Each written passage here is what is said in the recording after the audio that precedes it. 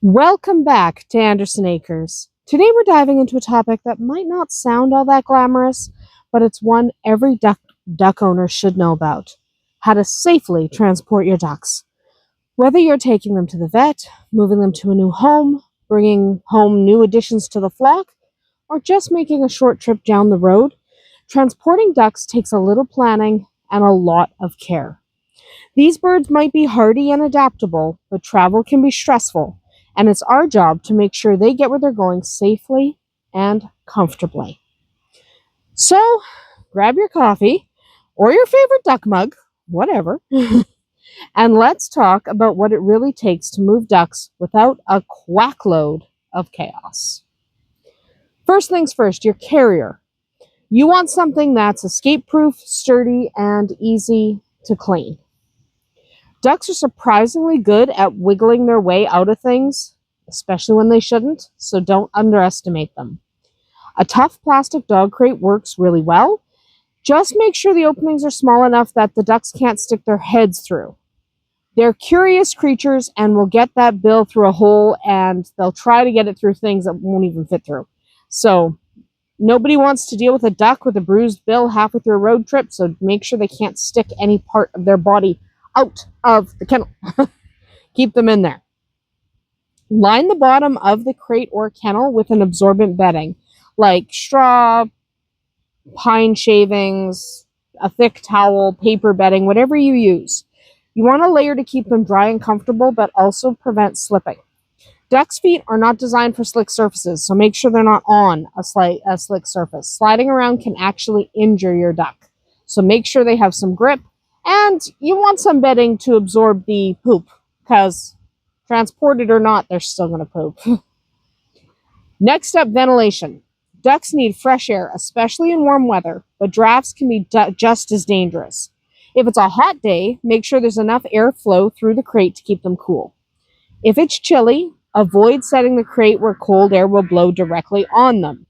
You're basically trying to find that just right middle ground. If it's breezy but cold, you want to keep them warm. If it's hot, you want to keep them breezy. So it's yeah, I know. Not too stuffy, not too breezy. Unless it's really hot, then you do want it breezy. It's a whole thing. Okay? On particularly hot days, it helps to plan your trip during the cooler hours.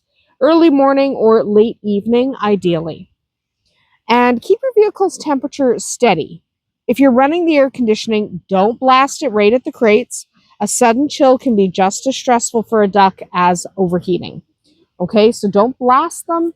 Try to keep the air moving, but not right on them. Right, guys? Right. Now let's talk about crowding. Ducks are really social animals, but there's a fine line between snuggly flock mates and feathery traffic jam. Don't cram too many birds into one crate. Overcrowding can lead to stress, overheating, and, because ducks are going to be ducks, the occasional squabble. Give them enough room to stand comfortably and turn around, but not so much that they're bouncing around during transport. You want them snug, not squished. Okay? If you're moving multiple ducks, use a few smaller crates rather than one big one. It's easier to manage overall and safer. Now, travel can be unsettling for ducks. They don't know where they're going or why. The noise and the vibration and the movement, it's all new and confusing. One easy trick is to toss a light blanket or a towel over the crate. It darkens the space, helps muffle the noise, and keeps them calm. It's kind of like creating a cozy portable duck den. Just make sure there's still enough airflow underneath. You'll also want to keep your own driving smooth, okay? Avoid hard braking, sharp turns, or blasting music. Yes, even if your ducks are into classic rock. Turn it down. I'm not saying no music, I'm saying turn it down so you don't stress them. The calmer the ride, the calmer the birds. Now, ducks can overheat quickly, especially in summertime. It's a good idea to bring along a spray bottle of cool water or a few ice packs wrapped in cloth. If you notice them panting heavily, holding their wings away from their body, or even just acting a little lethargic, they might be getting a little too warm. A quick mist of water over their feathers can help cool them down. If you're making a longer trip, Plan for rest stops every hour or two.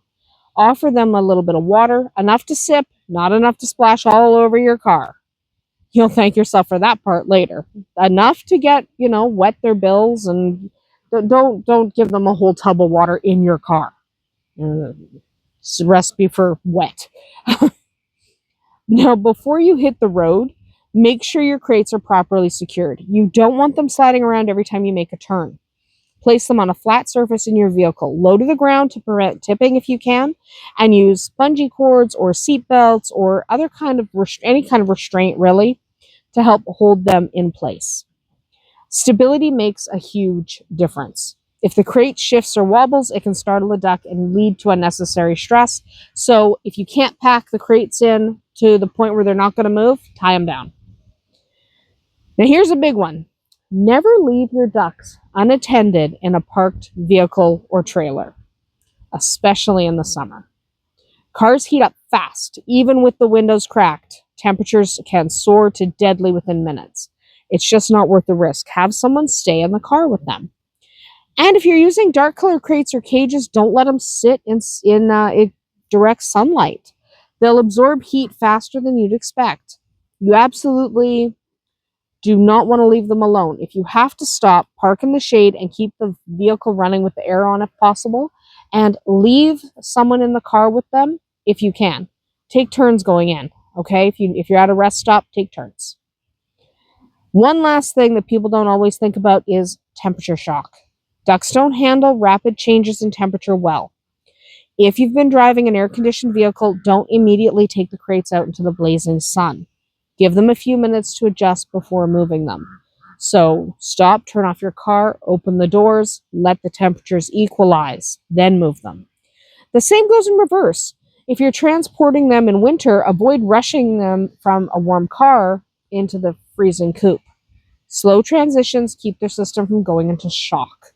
Okay, so take your time, go slow. It's okay to take your time. You have time. Transporting ducks safely is all about preparation and paying attention to the details.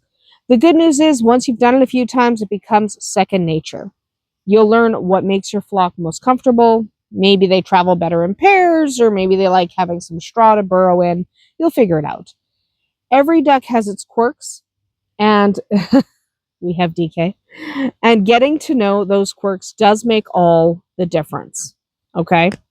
So whether you're hauling a crate across the yard or across the country, take your time, plan it out, and remember that a calm duck is a safe duck. Here come the ducks, and here's DK. That's about it for me here today at Andersen Acres. Have you ever had to transport ducks? How did it go? I'd love to hear your stories, the good, the bad, and the feathery, down in the comments. Thanks for hanging out with me today, and as always, we'll see you tomorrow.